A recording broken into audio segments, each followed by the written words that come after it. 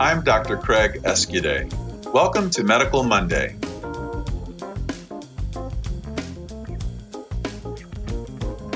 If you work in the field of supports and services for people with intellectual and developmental disabilities and other long-term services and supports, you're probably hearing more and more about person-centered thinking. So what is person-centered thinking?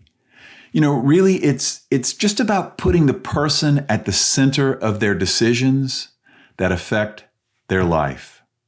It's a way to support people, giving them positive control over areas of their life. It's instead of people making decisions about what they think is best for that person, it's making sure that the person with the disability is included in the decision-making process.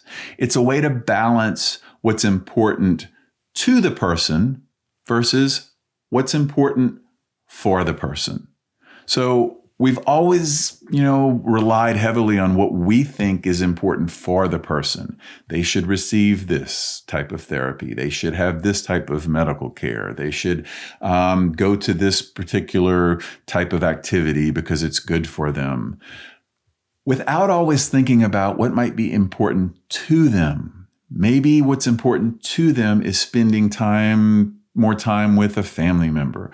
Maybe what excites them is looking at colorful pictures at a museum rather than going to a sporting event. So person-centered thinking is about learning how to identify what's important to people that we support and include that in our treatment plans.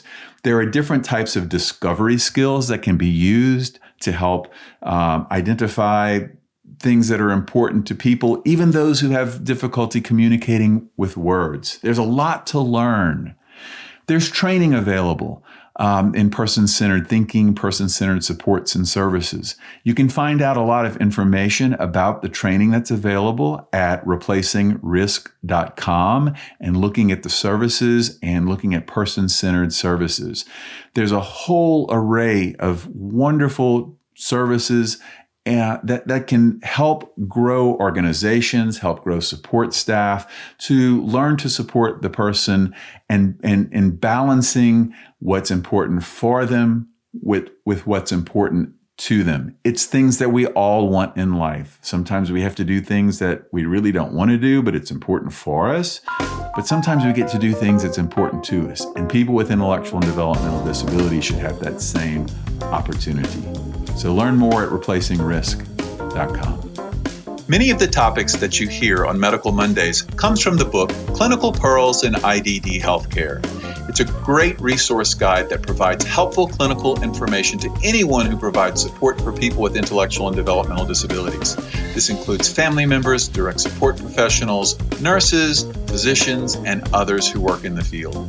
You can find it at replacingrisk.com. That's replacingrisk.com in our store.